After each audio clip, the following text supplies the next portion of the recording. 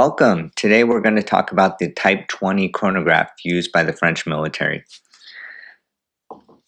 First up is the Type 20 by Auricoste. Now, all Type 20s have a flyback chronograph function, which is really what distinguishes them. Let me talk about how that works. So in this chronograph here, you have a running seconds on the register on the left, just counts your seconds, whether the chronograph is running or not. Then you have a 30-minute register here, which advances each minute that the chronograph is running. So in order to reset the chronograph here, in a conventional chronograph, you would start your countdown and count up. And then if you needed to reset it to take another measurement, you would have to stop, reset, and then start again. Now, this extra step of having to stop, reset, and then start again can make a big difference when you're flying a plane at several hundred miles an hour and your navigation calculations depend on precision. So what a flyback function does is that instead of having to do those 3 steps, you can simply just press this pusher once to simultaneously stop, reset, and then start your chronograph again. So let's watch this advanced past the minute, and then I'll demonstrate the flyback function. Okay, so the counter has just advanced 1 minute, and now the flyback function, see, with one push, I've reset the counter and also started the chronograph again. Maybe not seem like a big deal today, but it was a big deal back in the 50s when this came out. So this Auricoste, there were 2 variants of this. One had a chromed metal case and another had a stainless steel case. This is the earlier chromed metal variant. This probably has been resurfaced at some point. You can see it's got this matte kind of possibly rhodium plating on the center case there. And then the case back here is stainless steel. So what's interesting on the back of these Type 20s is that you'll see a couple interesting things. So at the very bottom, you have the serial number of this particular watch. At the next line up is a contract number with the French military. And this was a contract that was done in 1954. And then 255 is kind of the first service interval. Basically, this watch was probably delivered in 54, and they were saying, hey, look, you need to service it within a year, in February 1955. That would be my guess. Then you have these FG marks, or fin de guarantee. And basically what those mean are, these are dates. So this one right here is February 17th, 1966. So after a watch was serviced, it would get stamped with the FG mark. And that would be a date in the future by which, if you were wearing this watch, you should go get it serviced before you rely on it to fly your plane again. So it's kind of like an oil change reminder, that sort of thing. It's a couple years out. You can see there's one from 66, there's one from, looks like 73, and then another from 75 or so. So what it tells you a couple of interesting things. First of all, this watch was actually used and serviced at certain intervals. And it was in the military for a period of at least 20 years, based on the original issue date and then the last date of service here. So it's really neat. Right on the outside of the watch, you can see kind of its history.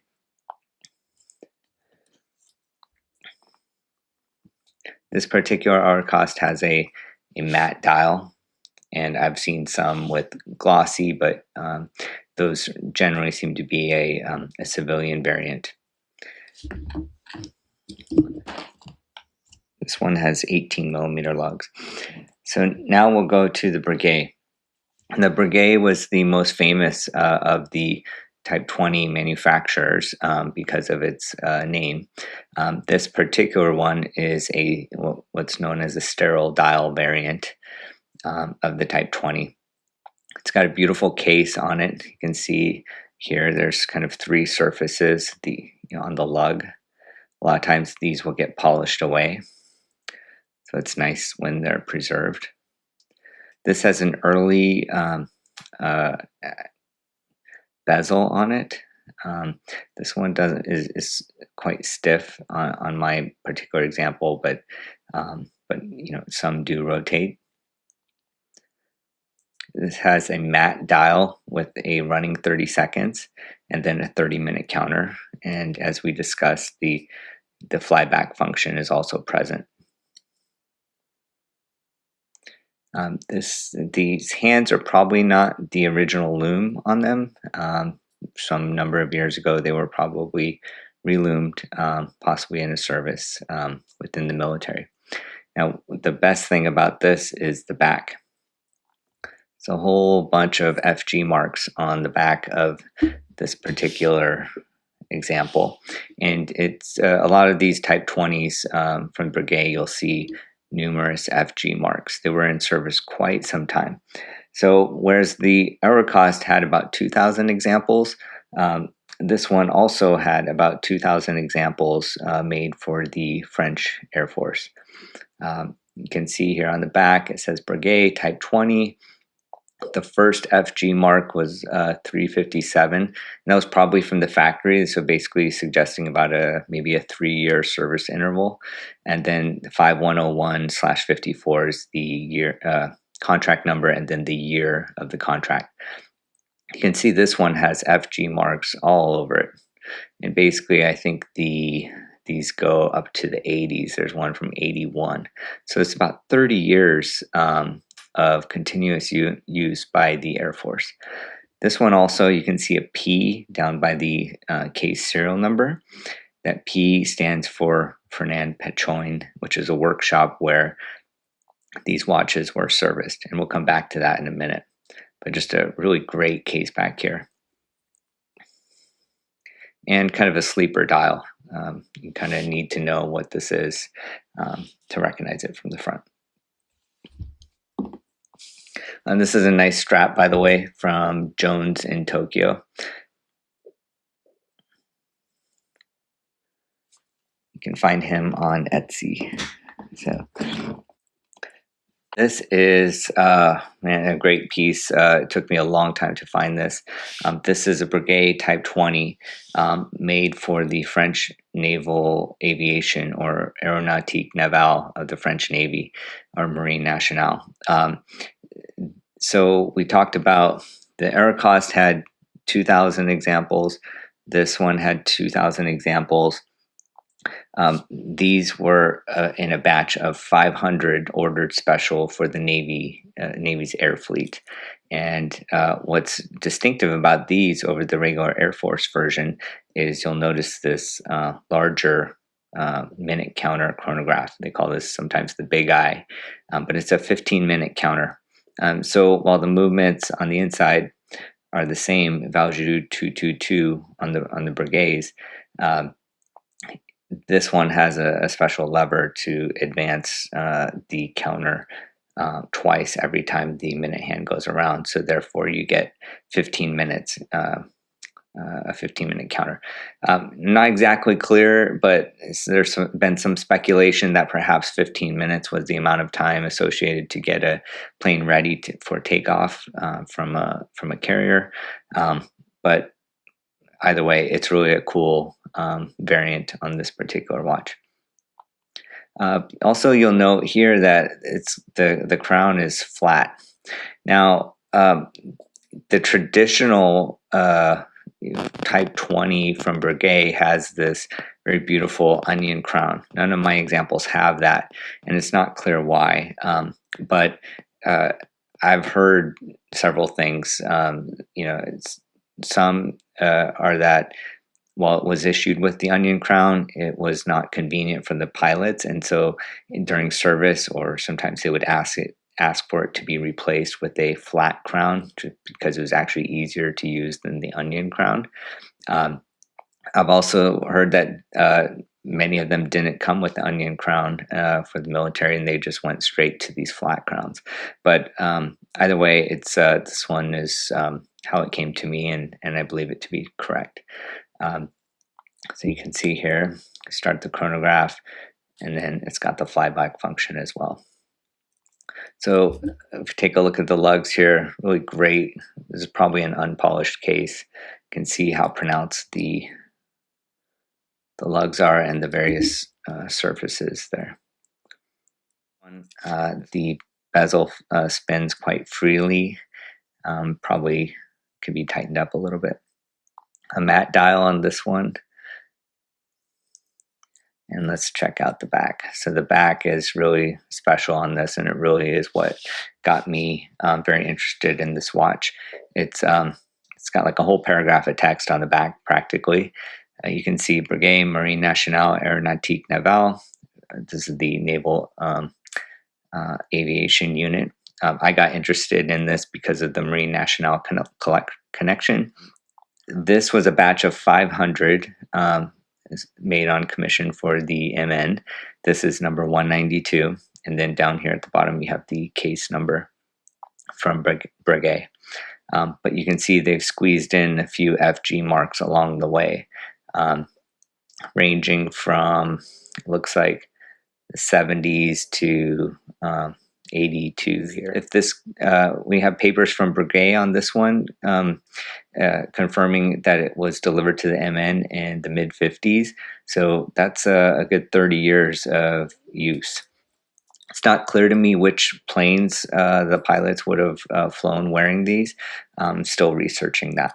So I've also got this on a really nice strap from Time. I really like this one because it also has the built-in quick release spring bars. These are 19 millimeter lugs on the Breguets.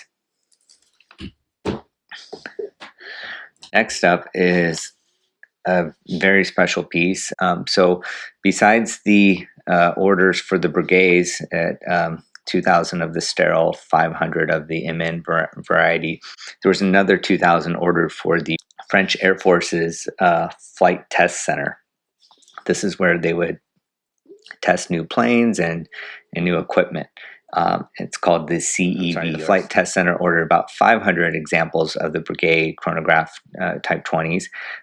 50 of them had this unique 3-register configuration. You'll notice it has an extra register at the 6 o'clock spot for counting down the hour. And these are just generally there's there's 50 of these or so. And these also, for the CEV, you'd see these sometimes having this additional graduated bezel in the hour that could be used for counting hours or minutes. Like the others, flyback function. This one's really got a great patina to it. Matte dial here. See the case. The lugs have really been well preserved with many surfaces here. And then flipping it over here, a very one of the early examples that were issued, CEV4 in this case, and got one FG mark on it in 67. So it's not clear exactly, how this left or why it only has one service mark. Maybe it just wasn't used that much. Maybe it got damaged after one flight, not sure. But Breguet also confirmed the issuance of this. You can write to Breguet and they'll provide an attestation certificate, which is really nice. They tell you what they know about it, when it was sold, how much for, and just gives you some additional provenance for a given piece. This watch strap is from Hermes. Really nice, high quality leather strap, and really just a bit indulgent, but I thought it was worth it for this example.